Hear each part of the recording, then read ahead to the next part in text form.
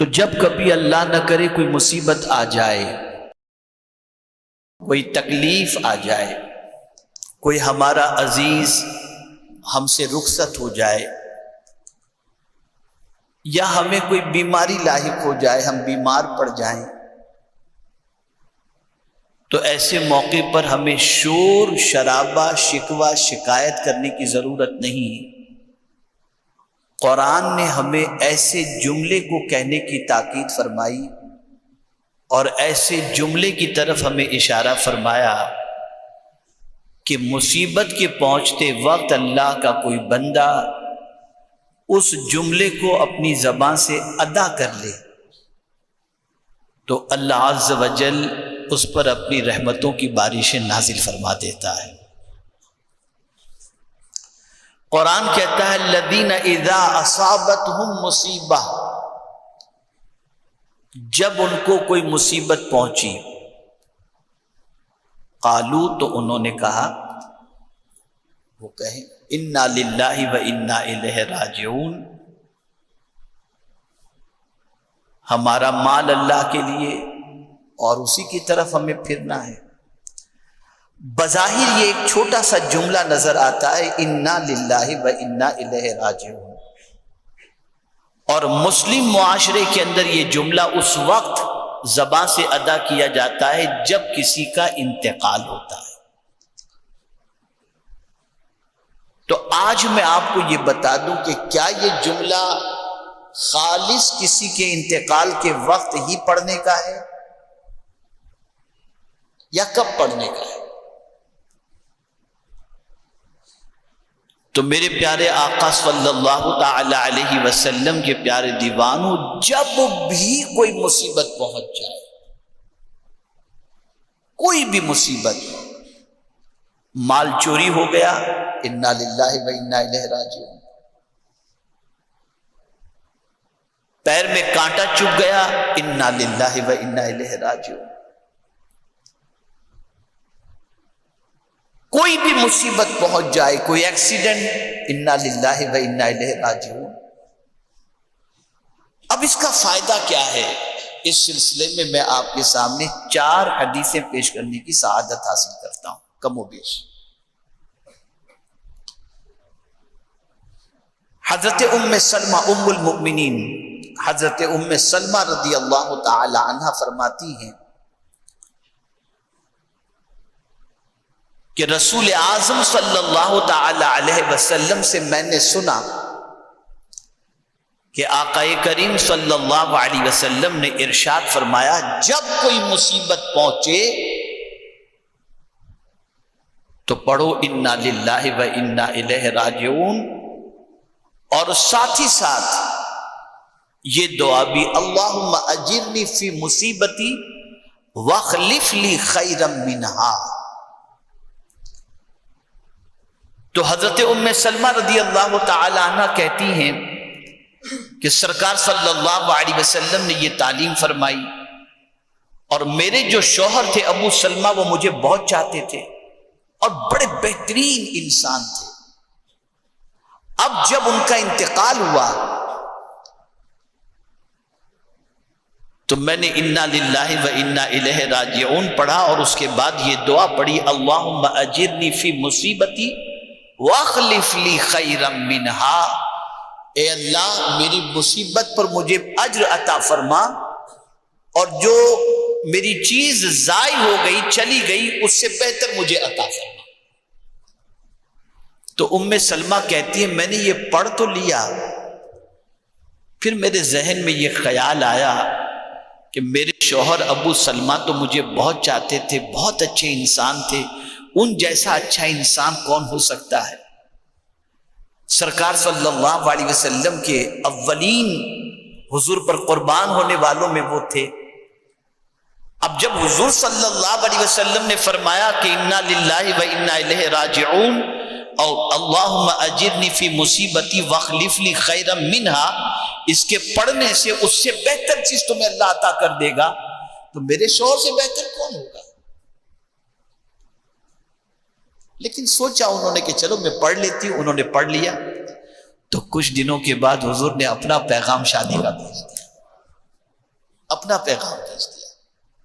تب انہوں نے کہا کہ رسول اعظم صلی اللہ علیہ وسلم نے فرمایا تھا وہ حق ہے، مجھے ابو سلمہ سے بہتر مصطفیٰ جان رحمت مل گئے، اور ان سے بہتر دوسرا کوئی کون ہو سکتا ہے۔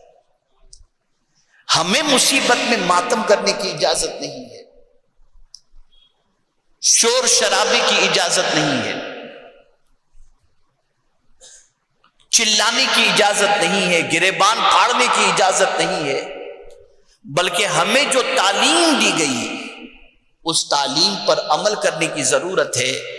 اگر کوئی شخص اس تعلیم پر عمل کرتا ہے تو جیسا حضور نے فرمایا ویسا ہی اس کا نتیجہ سامنے آ کر کے رہے۔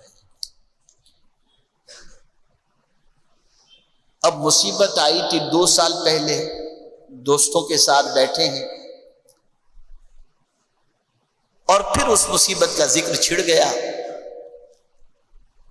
یار وہ کیسا ایکسیڈنٹ ہوا تھا نا، اللہ نے کیسا بچا لیا۔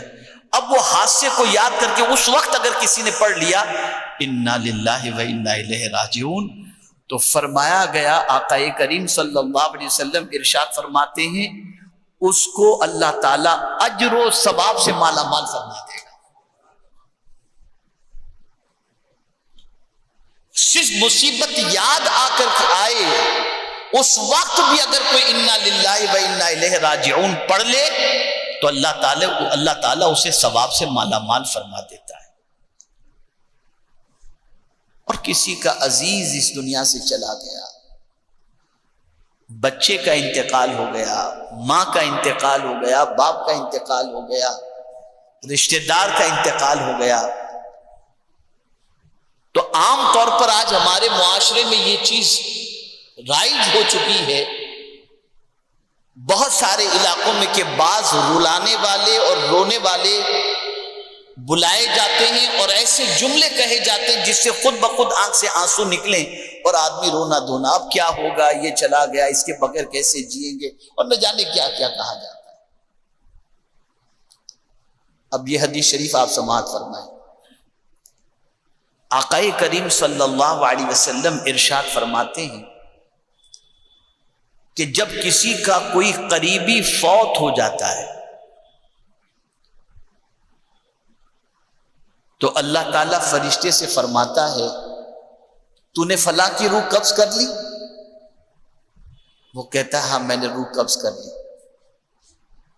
کہا اچھا یہ بتا اس کے رشتہ دار اس کے مرنے پر کیا کہہ رہے تھے؟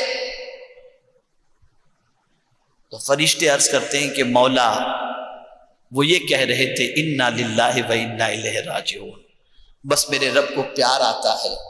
رب فرمائے گا فرشتوں جنت میں ایک محل بناؤ جس کا نام ہی لکھ دو بیت الحمد۔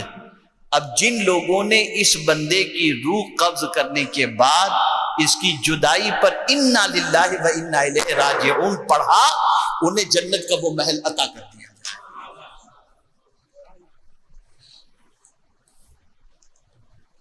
اتنے خرافات ہمارے معاشرے میں آ چکے کہ نہ خوشی میں خدا یاد رہا نہ غم میں خدا یاد رہا۔ غم میں سگریٹ یاد آ گئی، غم میں شراب یاد آ گیا، غم میں پاگل پن یاد آ گیا، غم میں ڈرگ یاد آ گیا، اور خوشی میں آپ دیکھیں تو پکچر کے اندر لگے ہوئے ناچ گانے باجے تماشے میں لگے ہوئے۔ اسلام میں خوشی اور غم دونوں کے اندر اللہ کو یاد کرنے کا حکم عطا فرمایا۔ میرے پیارے آقا صلی اللہ تعالی علیہ وسلم کے پیارے دیوانوں، ایک اور حدیث آپ سماعت فرمائیں۔ سوائے شوہر کے کسی کے انتقال پر سوگ 3 دن سے زیادہ کی اجازت نہیں ہے۔ سوگ صرف 3 دن۔ ایک صحابیہ کے بھائی شہید ہوئے اور 3 دن تک انہوں نے سوگ منایا، اور چوتھے دن جب ان کے گھر لوگ آئے ملنے کے لیے تو انہوں نے اچھے لباس بھی زیب تن کر لیے تھے اور مصروف بھی ہو گئی تھی۔ تو دل میں کسی کو ہوتا ہے نا ابھی تو 3 دن بھی نہیں ہوئی اور دیکھو یہ خوشی منا رہی ہے، اس کو کوئی فرق نہیں ہے اپنے بھائی کے جانے کا۔ وہ خود ہی محسوس کرتے ہوئے لوگوں سے کہنے لگے میرے لیے میرے نبی کی شریعت سب سے مقدم ہے. حضور نے فرما دیا شوہر کے علاوہ کسی اور کے لیے 3 دن سے زیادہ صوم نہیں منانا چاہیے.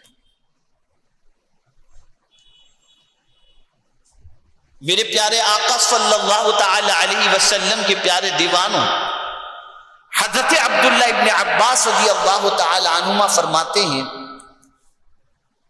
کہ رسول اعظم صلی اللہ تعالی علیہ وسلم نے ارشاد فرمایا کسی نبی کی امت کے لیے انا للہ و انا الیہ راجعون جیسا جملہ اللہ نے نہیں عطا فرمایا. یہ میری امت کی خوش نصیبی ہے کہ اللہ نے میری امت کے لیے یہ جملہ عطا فرمایا. بہت طاقت ہے اس جملے کی. مصیبتوں کا ازالہ چاہتے ہو تو جب مصیبتیں آئیں شور مت مچاؤ، آہو فغاں نہ کرو، دامن صبر کو تھامو اور دل سے پڑھو انا للہ و انا الیہ راجعون. اور اس کے مطلب کو بھی، معنی کو بھی ذہن میں رکھو کہ مال اللہ کا ہے اور ہمیں بھی اسی کی طرف پھرنا ہے. جب آپ نے یہ کہہ دیا تو میرے پیارے آقا صلی اللہ علیہ وسلم کے پیارے دیوانوں، اللہ عز و جل کی رحمت کے حقدار بن گئے. اور یہ دعا اسے خاص طور پر یاد کر لیں، اللہم اجرنی فی مصیبتی واخلف لی خیرا منہا.